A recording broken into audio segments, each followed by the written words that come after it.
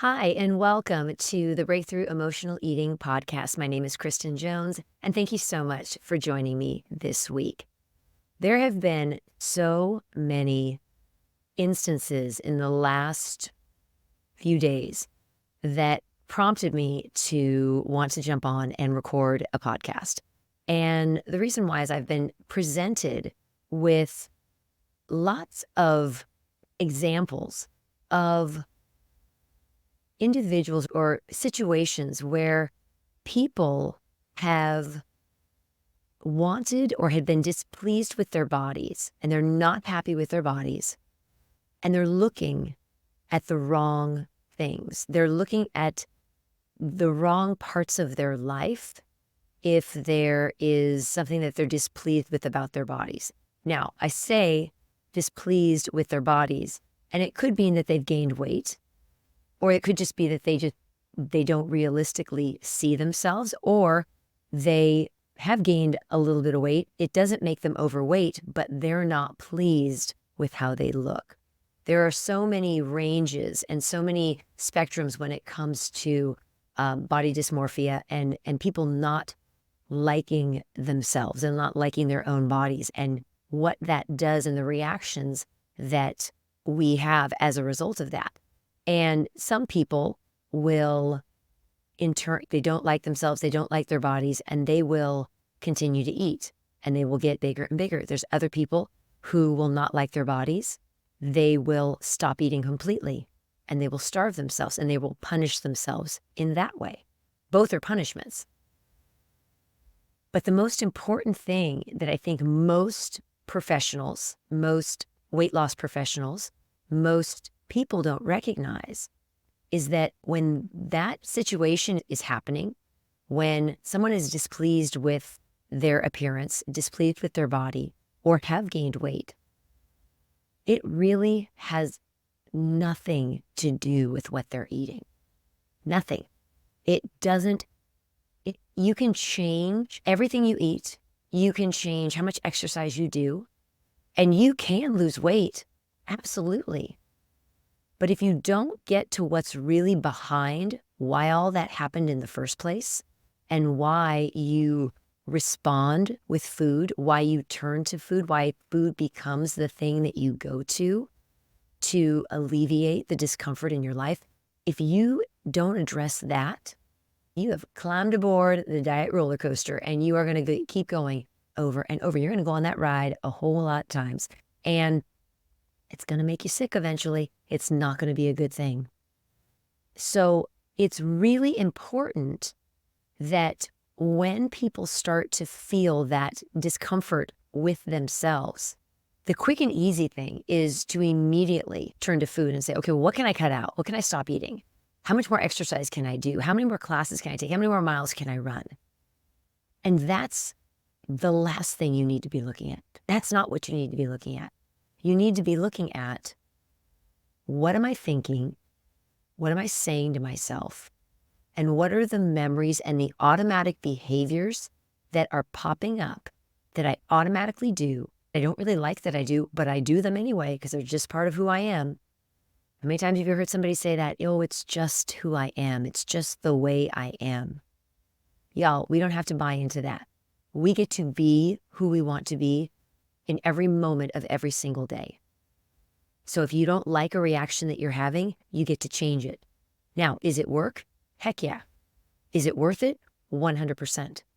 But to just say, oh, that's just the way I am. It's just how I do things. It's just, I fly off the handle. I yell at people. I get angry really quickly. I throw things. No, those are learned behaviors. Those are learned beliefs. That's okay to do. And we can change all of those things in every moment of every day. And like I said, it's not a quick fix. It doesn't take 5 minutes of focusing on it for it to change, but there are steps that you can take. So what I want to tell you today in today's podcast is I want to talk about the 3 areas of your life that you need to examine and take a look at if you are not happy with your body as it is. And again, we're not looking at what you're eating, or we're not looking at how much exercise you're doing. That is not important. So the first area, and the area that honestly, most people in their hearts know that this is where it comes from. And a lot of people can verbalize and say, oh, I know where this came from. I know why I do. And it's because it comes from their childhood. And they know exactly what happened and what was said and how things were done. But actually digging in and doing the work to uncover those things and then to process them and then to decide, I am not going to think that way anymore. I'm going to choose a different path. I'm going to choose different thoughts and different actions. That's a whole different thing, because y'all, it's painful. It is hard to do, but you will keep repeating the same patterns over and over again if you don't get to what the root cause is. Now, I always want to say, I am not a parent, so I cannot speak about parenting.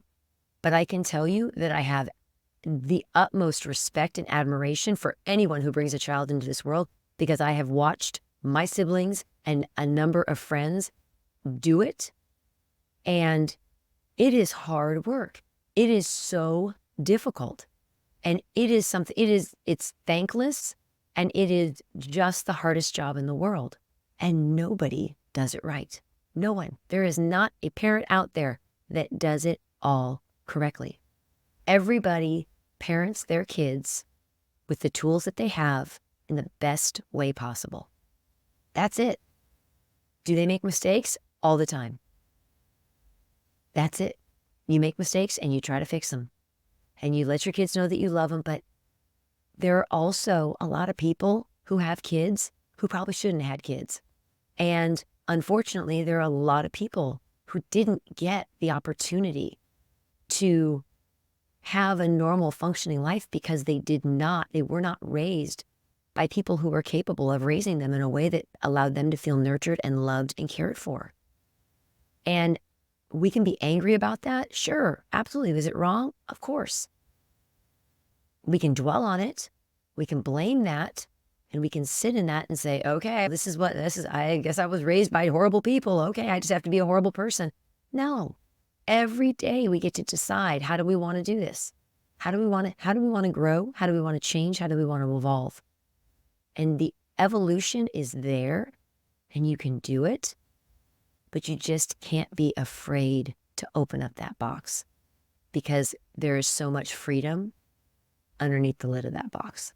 So I encourage people to really be brave and be courageous. And if things aren't working for you, you got to uncover some things. And it's not blaming. It's not pointing the finger. It's not saying, oh, mom and dad, you did this to me. It's, all right, did the best they could. And now I get to make a decision about doing things differently and thinking differently and creating different beliefs for myself.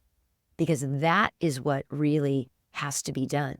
We get almost all of our beliefs about ourselves within the first 6 years of our lives. We have established everything. All of it has been laid out. So we really need to look back and figure out, okay, where are some things that I need to start looking at things differently? I need to start making some changes, because my life right now as an adult is not functioning in the way that I want it to. And I really want to make it better, but I got to go back and I got to figure out where this happened and how to correct it, and how to make some different changes and choices, and decide, how am I going to move forward? And so looking at your childhood, and I really strongly encourage people to do that with a professional. In fact, it's absolutely paramount that you do it with a professional. It's so very valuable to have. I've had therapy. I've had 3 different bouts of therapy. I've seen 2 different life coaches. I have done hypnosis. I have really looked into many of the aspects of my childhood. And no, it wasn't easy, but it was absolutely worth it and absolutely necessary for me to move past my emotional eating and for me to move in a positive direction with my emotional eating. Now, am I ever going to be clear of it? Is it ever going to be done and over and behind me? No, it's always there. It's always a part of me, and I've embraced that. But done a lot of work, and I continue to do work every day. every day I continue to do work on myself and on my beliefs about myself and on how I look at things and how I respond to things. So first off, childhood. Second is, what is your reaction? How do you respond to stress? And does stress trigger something back from your childhood? It's always going to come back to the childhood. But the stress that we face in our present day, in our present life, it brings up all sorts of things from childhood. And it's paramount that you look at that and figure out, okay, where did I learn that stress reaction? And if it's not working for me, how do I do things differently? Again, always going to come back to working on figuring out how these things happened, where they developed, and then making the commitment to yourself that you're going to look, you're going to do the work, you're going to dig deep, and you're going to start to make small incremental changes in how you think about yourself, how you value yourself, and how you give yourself worth. So again, stress reactions, huge. When it comes to emotional eating, absolutely, that is the thing that holds people up. Is, for one, no one's life is ever going to be stress-free, ever. But when we don't respond to stress appropriately and we don't allow ourselves to feel emotions, or we overfeel and we go right back to being 5 years old, that's when we grab the cookies. That's when we grab the hamburger. That's when we go through the drive-thru, because that makes us feel better. And maybe someone did that for us in our childhood, or maybe not. But that makes us feel better. And so it's always that reaction. How do we react? And then what does that bring up in us that makes us feel like, oh, I know what to do. Oh, I know what to do. A cookie will make me feel better. Chocolate will make me feel better. And so how do you respond to stress? And we can never get rid of it. But how can you learn to better respond and be better equipped to be able to make better choices? The third area that is absolutely a must is examining, and this is a hard one, examining and being honest about your self-talk. How do you speak about yourself? How do you speak to yourself? What are the words that you say about yourself? And most of the time, they're silent. Most of the time, they are inside the prison that is in your head. That can be so brutal when you really pay attention to what you say to yourself. It can be horrifying that you would never say this to a child. You would never say this to your friend. But you have no problem saying it to yourself. And again, same result as when you don't know how to handle the stress. What makes me feel better? Oh, that ice cream is going to make me feel better. You start talking negatively to yourself, you start that downward spiral. And for some people, it's turning to drugs. For some people, it's alcohol. I was always afraid of those things. So for me, it was always food, because food was the easiest and most convenient and most easily accessible. But it always made me feel better. Always. In that moment. So looking at and really getting really clear on, how do I talk to myself? What are the things that I say? And what do I really think about myself? If I don't think very highly of myself, that's the first place I need to look. I need to figure out, wow, why don't I like myself? Why am I saying these things to myself? Because nobody deserves to be spoken to in the way that most of us at times speak to ourselves. And again, it's not just the action, it's the repercussions that come from it. And those are, I don't feel good. I feel bad about myself. I talk bad about myself. I encourage other people to talk bad about me. And then I don't feel good. So what do? I eat a bag of cookies. It's such a natural reaction. And it's something oftentimes we learned in childhood. Oftentimes it's repeating patterns. Sometimes it's something new that we learn, but it's 100% fixable. It's 100% acknowledgeable, and you can do something about it. So acknowledging and recognizing that we all have these. Nobody was raised perfectly. And I would never, ever think about possibly blaming parents. We all do the best we can. But then how do we ourselves, sometimes we have to take care of ourselves first and then encourage other people to do the same thing. Looking at your eating, looking at your exercise, those are just distractions because you don't want to look at what's really going on, how you're really feeling. And acknowledging and owning up to what's really bothering me now.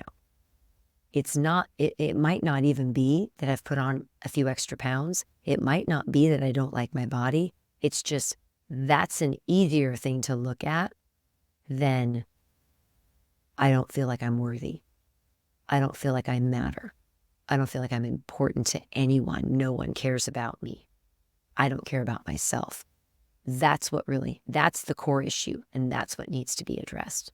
So we can stop trying to do all this fancy dieting and exercise and joining clubs and you can do all that, but don't do it to lose weight. Don't do it to start liking your body. Liking your body is an inside heart job, and it's a soul job.